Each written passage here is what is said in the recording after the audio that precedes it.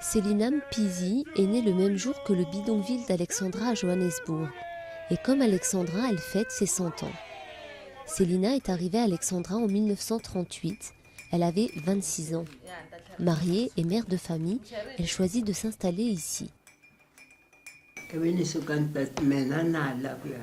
Je ne voulais pas vivre dans ces autres endroits parce qu'il n'y avait pas de jardin potager.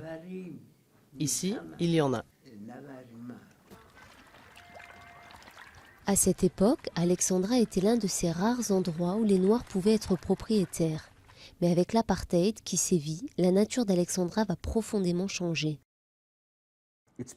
La population a augmenté de 100 000 à plus de 300 000 personnes, la grande majorité étant des squatteurs.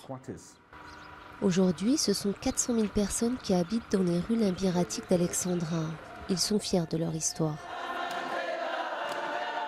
Nelson Mandela a vécu ici, et c'est à Alexandra que les Noirs ont enclenché les boycotts des transports dans les années 50.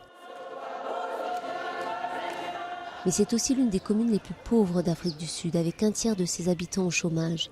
La criminalité est très forte.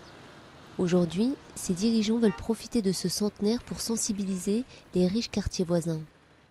Au lieu de mettre tout l'argent dans la sécurité, allons-y, je les invite à investir cet argent dans le développement de compétences et cela servira à éradiquer ou se débarrasser de la criminalité. Quelques 100 millions de dollars ont été investis dans un projet de développement. Des maisons ont été construites et la criminalité a baissé. Mais la vie des habitants reste difficile.